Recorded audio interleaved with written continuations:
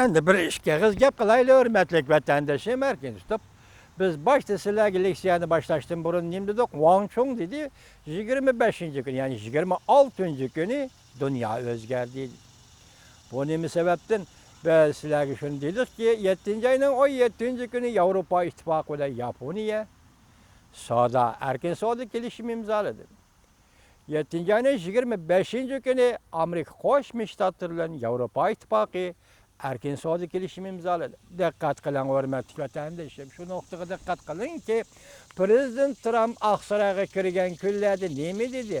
TPP'dan chekinib chiqqanligini jakar. Ama şu narsaga diqqat qilingki, bu qatim Yaponiya o'zi 11 davlat, aslida 12 davlat idi Amerika bilan qo'shganda, 11 davlat TPP savdo kelishimini imzolab bo'lgan edi.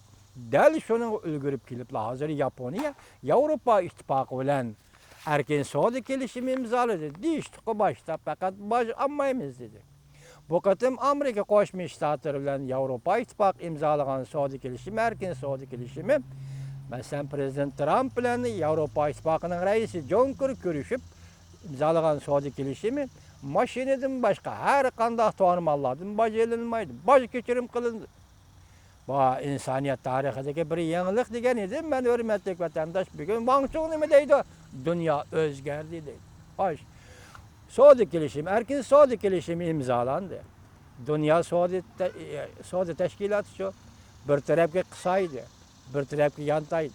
Lekin shunga diqqat qilingki, hurmatli vatandosh, 8 kun ichida shundaq talant, shundaq tajribalashgan talant bilan Prezident Trump 8 kun ichida Yevropa ittifoqi bilan Amerika Qo'shma Shtatlari savdo kelishimini imzoladi.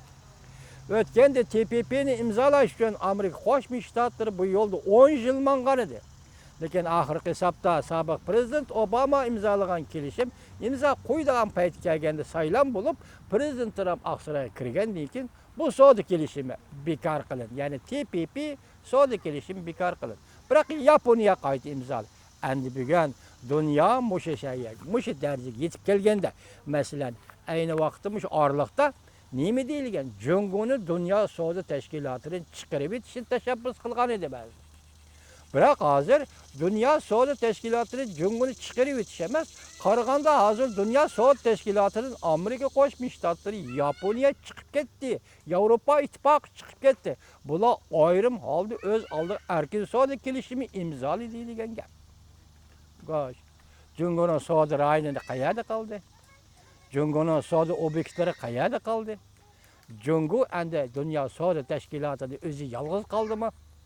Junguning savdo sheriki Amerika birdan-bir savdo sheriki eksportda obyekt Amerika bozorlari nerede qoldi Jungu uchun aytganda? Yani shuni ko'rib yetdingizki, hurmatli vatandosh, hozir kayni-kayindan kelayotgan so'zlar nima? Amerika, Yevropa, Yaponiya birlashib Junguni savdoda qo'rshab qolish. Hatta yaqinda Xepin apandininki Mingjung Hopay televiziyasi nima deb e'lon qilindi? Rossiya, Yevropa ittifoqi, Amerika birlashib Junguni yetim qoldirish. Bu yetim qoldirish qaraganda hozir birinchi qadam. Biz dedik, Prezident Trump, siz insoniyat tarixining eng oxirgi qadamini, eng oxir qadam, hal qilg'ich qadamni yaratdingiz. Ham bu qadamni o'zingiz tashladingiz, o'zingiz besib keldingiz. G'ayrat qiling Prezident Trump degan edi. Oxirgi hisobda nima dedi? Dunyo savdo kelishimi, savdo tashkiloti, dunyo savdo tashkiloti hozir bir tarafga qisaydi yoki bir tarafga yandab ketdi. Endi bu oraliqda Yevropada Amerika birlashgan holda o'ttirg'i chiqqan erkin savdo rayoni, Yaponiya kirgan erkin savdo rayoni. Buning keyindan bu tashkilotga masalan erkin savdo rayoni yoki erkin savdo kelishimiga yana kimlar qatnashadi? Masalan, Shimol Amerikada Kanada, Meksika qatnashamdi. Yana boshqa davlatlar qatnashamdi. Bu darhol birlik keldi, bir tashkilot o'ttirg'i chiqdi, savdo tashkiloti o'ttirg'i chiqdi. Endi dunyo savdosining boshlanishi emas, bu dunyoning kelgusining boshlanishi. Wang Chung aytgandek, bu dunyo tartibi yo'q. Dunyoning hozir qiyofatidagi yuz bergan intayin bir zo'r o'zgarish. Endi hozir Jungoliklar bunaqa nima qiladi? Ishki qismini nimaga tayyorlik qilyapti? Buni bilgani olmaydi. Shuna qaraganda hozir Rais Xi Jinpingning Afrikani ziyorat qilayotganligi, demak bu hozir Yevropa Ittifoqi tarafdan bozordan chekinib degandek. Amerika Qo'shma Shtatlari tarafdan Amerika Qo'shma Shtatlarining bozordan chekinib degandek, hozir Afrikaga yoki Afrikani mustamlika qilish shaklida bozorga aylantirish. Tovar mallarını töküp satıdığan, tökme qilib satıdığan bozorga aylantirish. Shu tayyorlikni qilyapamda qandaq. Lekin bu ish bu qandaq zarbaga uchraydi. Masalan, yaqindan beri sizlarga ayon bo'ldiki, Malaya shiyada o'zgarish bo'ldi, saylan bo'ldi. Mahathir 92 yoshli kishi Malaya shiyaga vazir bo'lib saylandi. O Jungolanki bo'lgan siyosatga tartib soldi.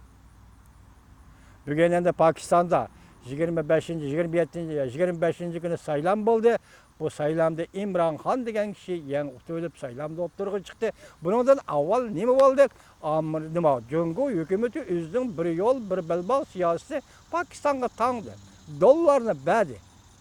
Lekin uning qo'ygan shartlar bek og'ir bo'lganligi uchun Pokiston bundan intayin og'ir zarba uchrab, xalqaro pul fondi jamiyatiga iltimos yozib, meni qutqaz dedi. Demek Jungo o'zining do'sti Pokistonni mush ahvolga tushirib qo'ydi degan gap.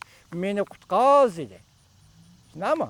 Meni qutqaz dedi. Shu vaqt Pokistonda saylan bo'ldi. Endi Imron Xon qanday siyosat yurgizdi? Buni bilgili olmaydi. Yana bir xabar, nayt jiddiy xabar deb shuni aytayki, mush qo'shim so'zlayotganlik siyaga Hindiston bilan Jungo o'rtasida harbiy munosabatlarda yaxshilanish borliq keldi.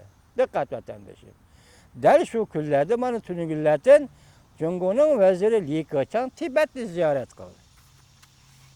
Buni siz o'zingiz tasavvur qilib oling, nimalar bo'ladi bildim deyolmaymiz. Qalaymagan so'z demaymiz-ku vatandosh. Tasavvuringiz qiling, mush vaziyatlar bilan kelayotgan vaziyatlar. Endi aylanib kelaylik. 7-oyning 15-kuni, 14-kuni Prezident Trump bilan Prezident Vladimir Putin Finlandiyaning Helsinki shahrida uchrashdi. Shunami? Shundan keyin Oqsaroy Prezident Vladimir Putinni Amerikani ziyorat qilishga taklif qildi. Lekin keyin o'zgarish bo'lib, bu ziyorat kelar yili 1-oydan keyin qoldirildi. Biroq hozir Prezident Vladimir Putin Prezident Trumpni Moskvani ziyorat qilish taklif qildi. Aralıqda biz sizni Kessinger'de neyimiz? Siyason, dağdar siyason. Sabık devlet işler katibi, dağdar siyason. Jungo Amerika münasebetini yaxşılığan yani diplomatik münasebet ornatkan devlet işler katibi Kissinger bugün neyimi dep teklif berip Aksarayga Prezident Trump'a neyimi dep teklif berip gördünüz ki Rusya Federasyası bilen birleşip Jungo'nu çekleş. Rusya Federasyası bilen birleşip Jungo'nu çekleş. Biz Amerika Qo'shma Shtatlari bilan Rusya Federasyası münasebetinin yaxshilanishini umid qilamiz. Biz Prezident Trump bilan Rusya Federasyasının prezidenti Vladimir Putinning qo'l tutishib, hozirgi Jungo dunyoga, kechiringlar, dunyoga tahdid bo'lib o'tgan, tahditlashgan kuchlarni bir taraf qilishni qo'llaymiz.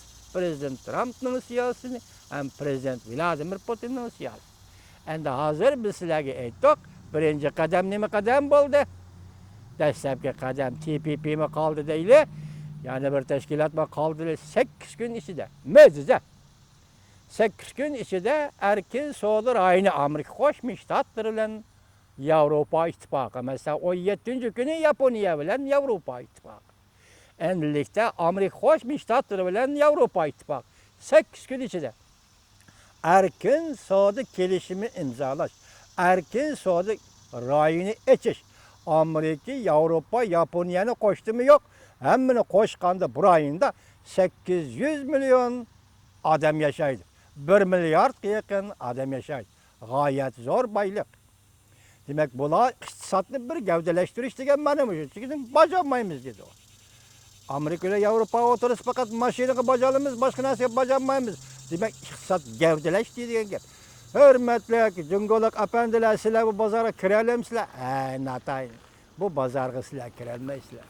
Hürmetli apandilar, sizlar bu bozorga kira olmaysizlar. Endi Jungoning iqtisodi qaysi kunda bo'ladi boshda nima debdi ona? Hozir birla quyosh energiyasi batareyasi zavodi va shirkatidan Biroq 250 ming nafar ishchi qisqartirildi. Mo'sha shirkat, mo'sha zavodning o'zi Jungo Amerika savdosi tufayli 1 trilliondan ortiq yuan ziyon tortdi debdi. Mana shunday boshlandı ekan. Xudo madad bersin prezident Trump apandiga. Alloh yar bo'lsin Amerika.